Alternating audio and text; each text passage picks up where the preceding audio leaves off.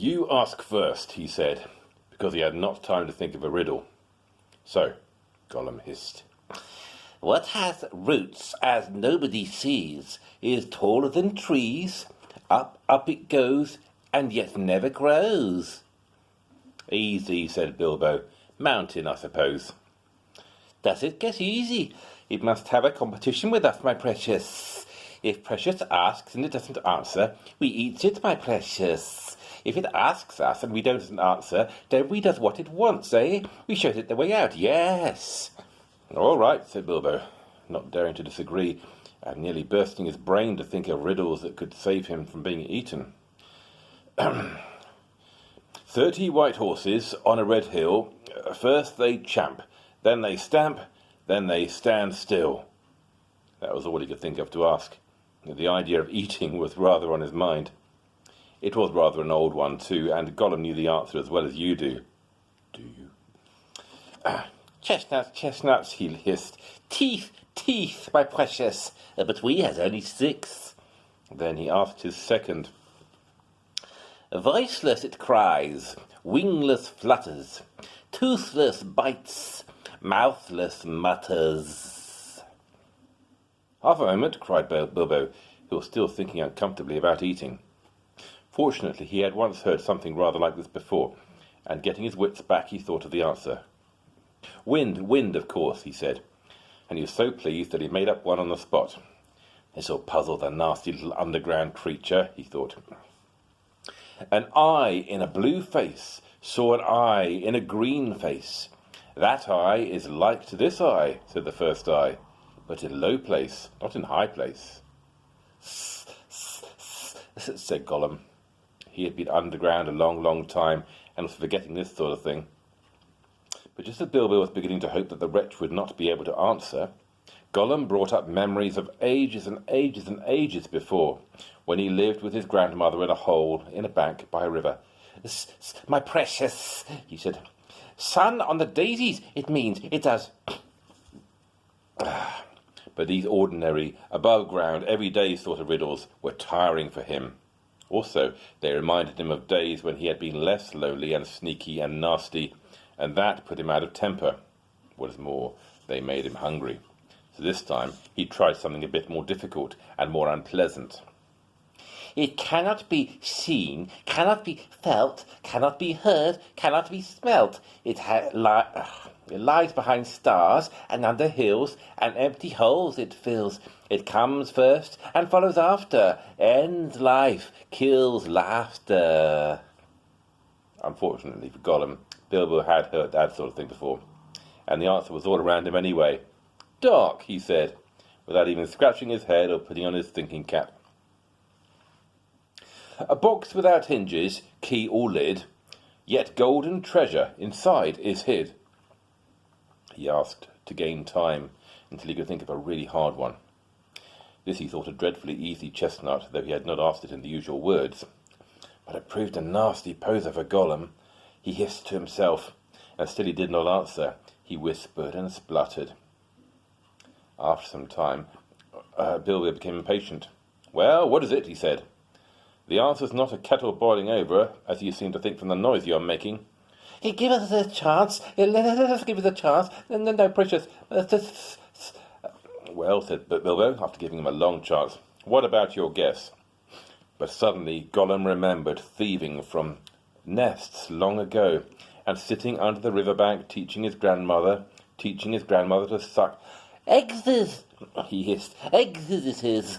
Then he asked, alive without breath, as cold as death, never thirsty, ever drinking, all in mail, never clinking.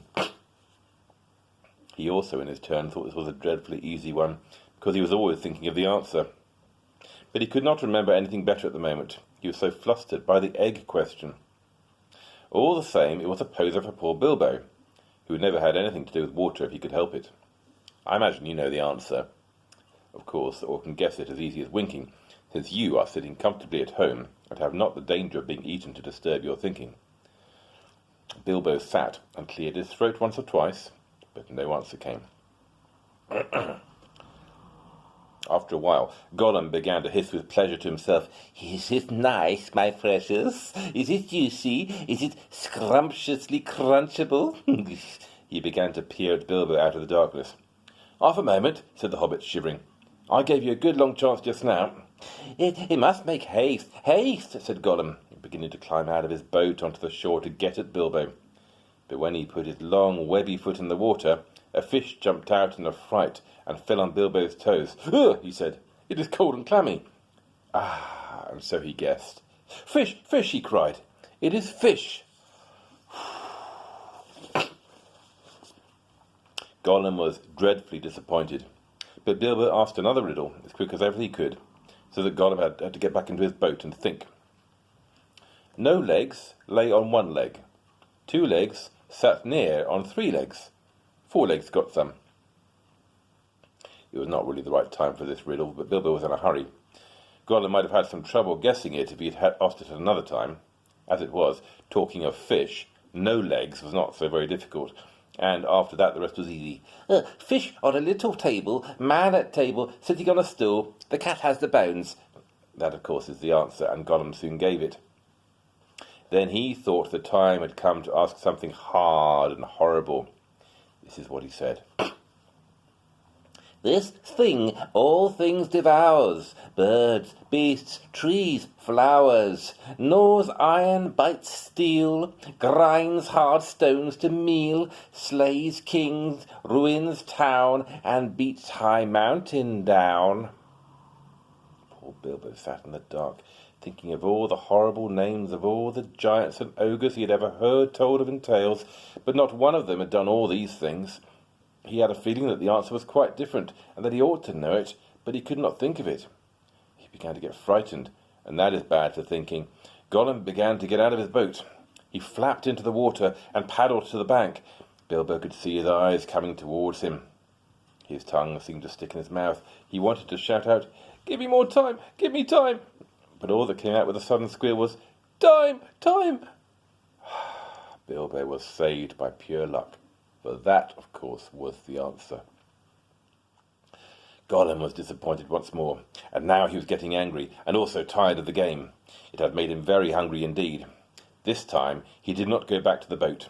He sat down in the dark by Bilbo. That made the Hobbit most dreadfully uncomfortable, and scattered his wits.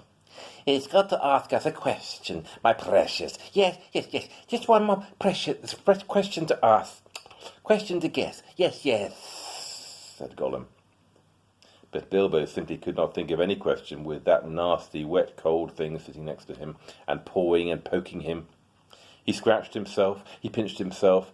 Still he could not think of anything. Ask us, said Gollum. Bilbo pinched himself and slapped himself. He gripped on his little sword. He even felt in his pocket with his other hand. There he found the ring he had picked up in the passage and forgotten about. "What have I got in my pocket?" he said aloud. He was talking to himself, but Gollum thought it was a riddle, and he was frightfully upset. Not fair, he hissed. It isn't fair, my precious, is it, to ask us what it's got in its nasty little pocket? Bilbo, seeing what had happened, and having nothing better to ask, stuck to his question. "What have I got in my pocket?" he said louder. Hissed Gollum. "You must give us 3 guesses, my precious, 3 guesses. "Very well, guess away," said Bilbo. "Hanses," said Gollum. "Wrong," said Bilbo, who had luckily just taken his hand out again. "Guess again." said Gollum, more upset than ever. He thought of all the things he kept in his own pockets. Fish bones, goblins' teeth, wet shells, a bit of bat wing, a sharp stone to sharpen his fangs on, and other nasty things. He tried to think what other people kept in their pockets. "Knife," he said at last. "Wrong," said Bilbo, who had lost his some time ago. "Last guess." Now Gollum was in a much worse state than when Bilbo had asked him the egg question. He hissed and spluttered and rocked himself backwards and forwards and slapped his feet on the floor and wriggled and squirmed. But still he did not dare to waste his last guess. "Come on," said Bilbo. "I am waiting." He tried to sound bold and cheerful, but he did not feel at all sure how the game was going to end, whether Gollum guessed right or not. "Time's up," he said. And we'll get Gollum's final guess tomorrow.